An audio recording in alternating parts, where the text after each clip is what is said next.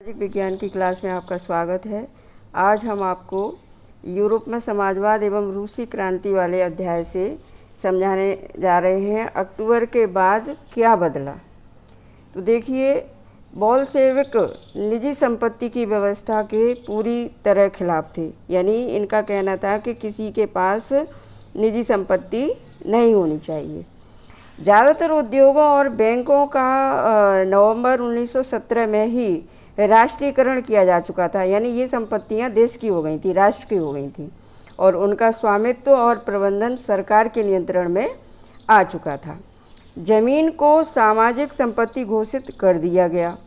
किसानों को सामंतों की ज़मीनों पर कब्जा करने की खुली छूट दे दी गई। यानी सामंतों के पास जो ज़मीन थी उस पर अब किसान कब्जा कर सकते थे। शहरों में बोल्शेविकों ने मकान मालिकों के लिए पर्याप्त हिस्सा छोड़कर उनके बड़े मकानों के छोटे छोटे हिस्से कर दिए ताकि बेघरवार या ज़रूरतमंद लोगों को भी रहने की जगह दी जा सके। उन्होंने अभिजात्य वर्ग द्वारा पुरानी पदवियों के इस्तेमाल पर रोक लगा दी। परिवर्तन को स्पष्ट रूप से सामने लाने के लिए सेना और सरकारी अफसरों की वर्दियां बदल दी गईं। यानी परिवर्तन दिखाई दे, इसलिए ये ऐसा किया।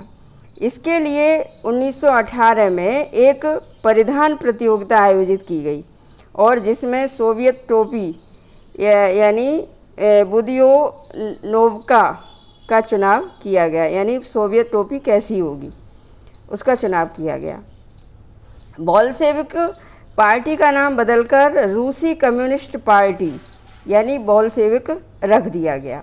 रूसी कम्युनिस्ट पार्टी। नवंबर 1917 में बोल्शेविकों ने संविधान सभा के लिए चुनाव कराए, लेकिन इन चुनावों में उन्हें बहुमत नहीं मिल पाया।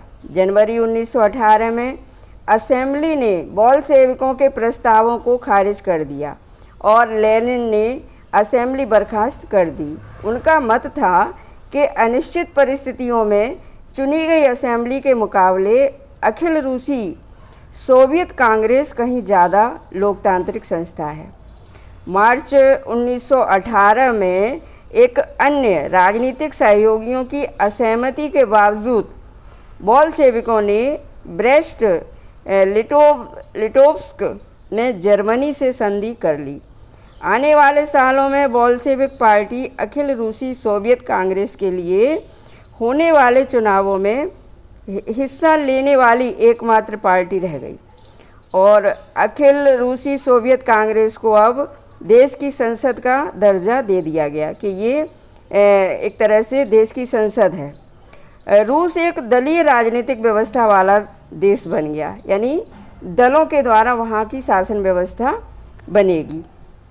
ट्रेड यूनियनों पर पार्टी का नियंत्रण रहता था। गुप्तचर पुलिस, जिसे पहले चेका और बाद में ओजीपीयू तथा एनकेवीडी का नाम दिया गया, बोल्शेविकों की आलोचना करने वालों को दंडित करती थी। बहुत सारे युवा लेखक और कलाकार भी पार्टी की तरफ आकर्षित हुए क्योंकि वह समाजवाद और परिवर्तन के प्रति समर्पित थे। यानी जो चाहते थे कि परिवर्तन हो, समाजवाद आए, मतलब वो भी इस पार्टी से जुड़ते चले गए। अक्टूबर 1917 के बाद ऐसे कलाकारों और लेखकों ने कला और वास्तुशिल्प के क्षेत्र में नए प्रयोग शुरू किए, लेकिन पार्टी द्वारा थोपी गई सेंसरशिप के कारण बहुत सारे लोगों का पार्टी से मोह भंग भी हो गया था।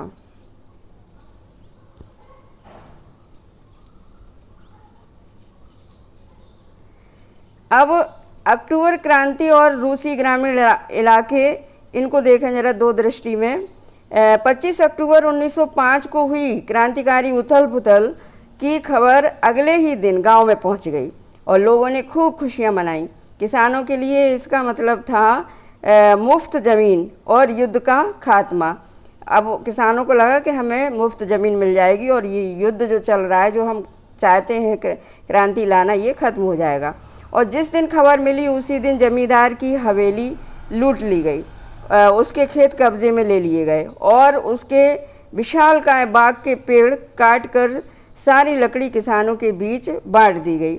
उसकी सारी इमारतें तोड़ दी गईं और उसकी ज़मीन किसानों के बीच बांट दी गई, जो एक नई सोवियत ज़िंदगी जीने को तैयार थे। उन लोगों को ज़मीन उस बांट दी गई। Fedor Belov, the history of a Soviet collective farm.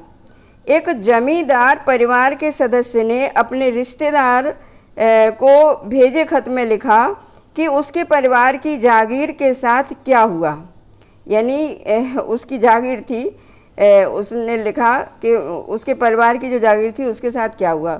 तख्ता पलट बिना किसी परेशानी के खामोशी से और शांतिपूर्वक पूरा हो गया। यानी एक तरह से काया पलट गई, तख्ता पलट हो गया। शुरुआती दिन बर्दाश्त के बाहर थे। मिखाइलोविच यानी जागीर का मालिक शांत था। यानी जो जागीर का मालिक था, जमींदार, वो शांत था। लड़कियां भी, इसमें कोई शक नहीं कि चेयरमैन का व्यवहार सही है, बल्कि वह बड़ी विनम्रता से बात करता है। हमारे पास 2 गाय और 2 घोड़े छोड़ दिए गए।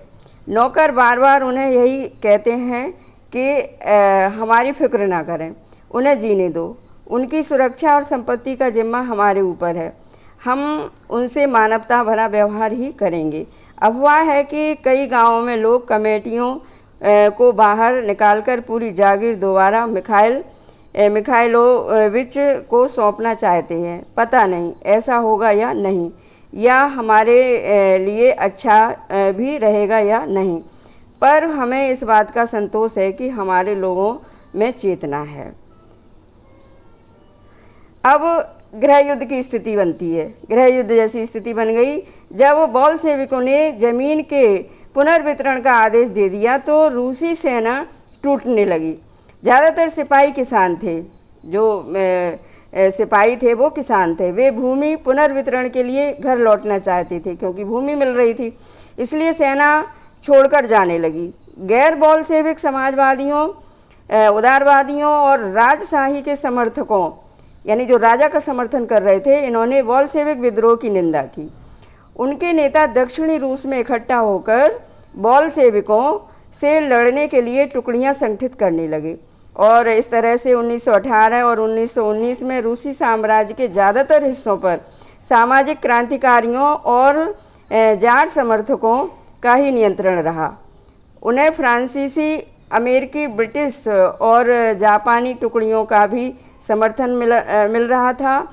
ये सभी शक्तियां रूस में समाजवाद को फलते फूलते नहीं देखना चाहती थी, यानी ये पुरानी ही व्यवस्था चाहती थी। और इन टुकड़ियों और बोल्शेविकों के बीच चले गृह युद्ध के दौरान लूट मार, डकैती और भूखमरी जैसी समस्याएं बड़े पैमाने पर फैल गईं। वाइट्स में जो निजी संपत्ति के हिमायती थे, उन्होंने ज़मीन पर कब्जा करने वाले किसानों के खिलाफ काफ़ी सख्त रवैया अपनाया और उनकी इन हरकतों के कारण तो गैर बोल्शेविकों के प्रति जन समर्थन, यानी जो बोल्शेविक नहीं थे उनके प्रति जन समर्थन और भी तेज़ी से घटने लगा। जनवरी 1920 तक भूतपूर्व रूसी साम्राज्य के ज़्यादातर हिस्सों पर बोल्शेविकों का नियंत्रण कायम हो चुका था। उन्हें गैर रूसी राष्ट्रवादियों और मुस्लिम जदीदियों की मदद से यह कामयाबी मिली थी। जहां रूसी उपनिवेशवादी ही बोल्शेविक विचारधारा के अनुयायी बन गए थे और वहां यह मदद काम नहीं आ सकी। मध्य एशिया स्थित खीवा में बोल्शेविक उपनिवेशकों ने समाजवाद की रक्षा के नाम पर स्थानीय राष्ट्रवादियों का बड़े पैमाने पर कत्लेआम किया, यानी जो स्थानीय लोग थे और राष्ट्रवादी भावना रखते थे उनका कत्लेआम किया। ऐसे हालात में बहुत सारे लोगों को यह समझ में नहीं आ रहा था कि बोल्शेविक सरकार क्या चाहती है। आंशिक रूप से इसी समस्या से निपटने के लिए ज़्यादातर गैर रूसी राष्ट्रीयताओं को सोवियत संघ दिसंबर 1922 में रूसी साम्राज्य में से बोल्शेविकों द्वारा स्थापित किया गया और राज्य के अंतर्गत राजनीतिक स्वायत्तता दे दी गई। लेकिन क्योंकि बोल्शेविकों ने स्थानीय सरकारों पर कई अलोकप्रिय और सख्त नीतियां जैसे घुमंतुवाद की रोकथाम की कड़ी कोशिशें थोप दी थी, इसलिए विभिन्न राष्ट्रीयताओं का